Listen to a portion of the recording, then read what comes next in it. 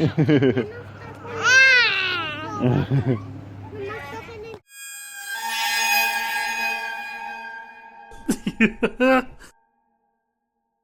is a partially cloudy morning, and I am off to a thrift store. I'm a bit worn out talking about and thinking about the whole ASIN quantity issue with Amazon and their shipments. So what better to do than to just go sourcing and find some good items, and then later on deal with that nonsense. It'll play out and I'll comment on it as it goes along, but for now I'm gonna hit up a thrift store, or maybe a few thrift stores, and see if I can find anything. Time to source. So that trip was a bit of a bust. I mean, I found one really good book, but I didn't find very many. I only got 4, and the best one I found was this one here, a book in Spanish, religious themed, and the rank is under 800,000, 700,000 something, and it's going, the lowest merchant fulfilled is $22 before shipping, so about $26 is the least I can list it for. There's not too many copies, under 20. I think there's like 15 or so. Found a couple of VHSs, but the profit's not very big on those, so you know, I spend 50 cents on the VHS, make a couple dollars. Figure they sell pretty quick, so you know, at least I can turn the 50 cents into a few more bucks. So I'm gonna go to another one and see what I find.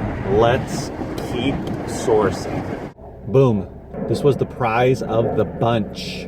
When you see Norton on the cover there, and it's a newer copy, there's potential for a lot of profit, and this is one of them. So I got this for $1.48, and it is ranked 9,117 currently, as of this moment. There's 143 reviews, but the most important part is Amazon is selling it for $62, and there are only 47 used offers, 0 FBA offers. Now this is a very good copy, as far as I can tell. I believe it's very good. Uh-oh. See that little corner there? Might be good. But nonetheless, I'm going to sell this in the 50s. Probably $55, $56, around there, $54. Got it for $1.48. So this was an incredible find, and it's going to sell super fast. It'll probably sell way before the textbook season. This is another one. Proper food combining works. A living testimony. I don't remember exactly the rank on this, but it was a decent rank, and it is going for the lowest. There's 3 FBA offers, and the lowest used FBA offer is $20, and then it jumps up to about $25, and then it jumps up further to about $28. I got this for 55 cents. Again, it's one of those thin ones, guys. Look for these thin ones. I didn't used to focus on or pay as much attention to the thinner books on the shelves, but number one, I look at paperbacks more than hardbacks, and number two, when I'm looking at paperbacks, I always pay attention to these thinner books. They frequently go for a lot of money because they're packed with information that people want. This is about diet, food, eating, that sort of thing, and these type of really niche books that are usually pretty small, it's going to go for a lot of money. So this one's going to go for 20 bucks. Maybe I'll list it for 25, but for 55 cents, that's a heck of a flip. So I bought about, 13 books? One for myself as well.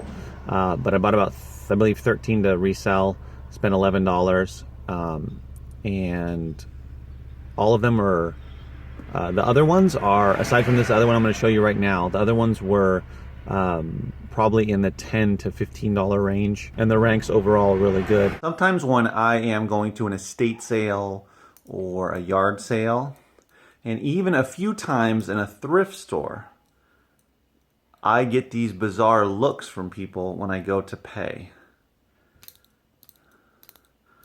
Specifically, the looks communicate to me that they are suspicious about what I am buying, and wondering why I'm buying it, and wondering if I am trying to get over on them with the prices that they have given to the items.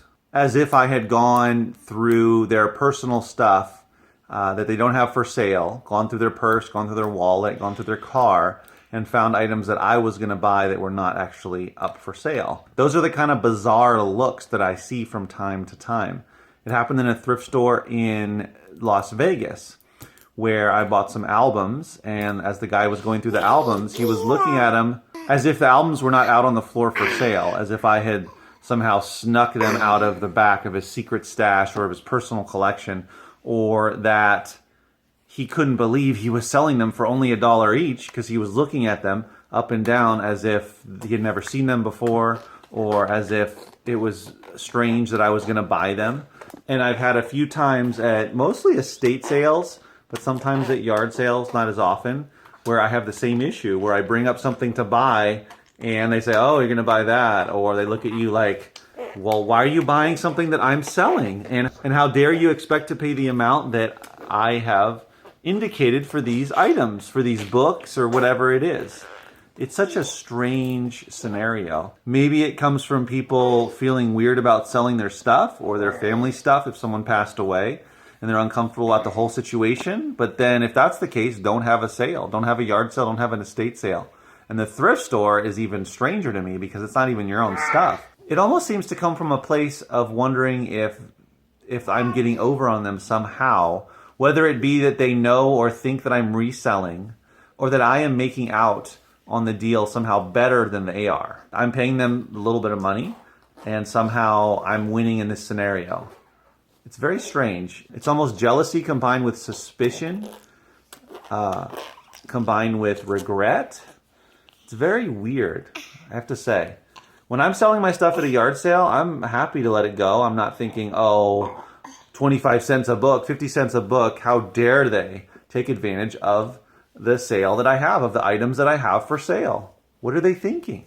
Have you ever had this happen? Do you ever get these weird looks? I'm not talking about that they know you're a reseller, they see you scanning and they're looking at you funny and they don't appreciate it, or maybe they don't know what you're doing and they're suspicious.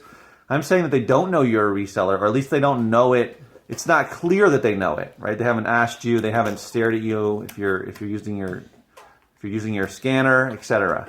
It just seems to come out of nowhere. Almost as if, why are you in my house? Or why are you in my yard? Or why are you in my store? It's not very welcoming. It's very strange. Don't sell your stuff then, because people are going to buy it. So let me know if you've experienced something like this or understand what I'm talking about, because it's happened enough to where I felt that I wanted to bring it up.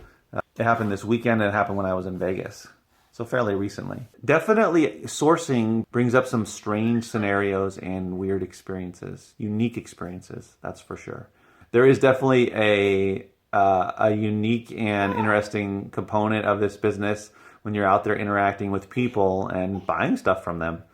But that's part of the business, and that's something that we have to endure or deal with or experience, whether we like it or not, unless you're going to buy everything online and then flip it on Amazon. So today I hit up 2 thrift stores, got 18 items, spent $14 on everything, and should stand to sell everything for at least $150, if not more, gross.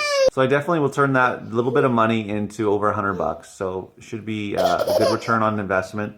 And it was nice to get back out there and source. Now I need to list and cross my fingers that all or most of the items go through. And if not, I will send all of my rejected items off to Amazon and once again cross my fingers and hope that they accept them. Make an exception for these one-off items. 1 book, 1 VHS tape.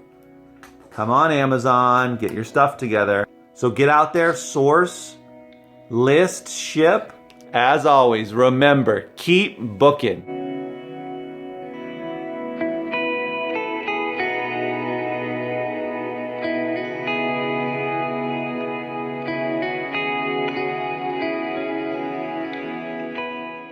As always, remember, keep booking.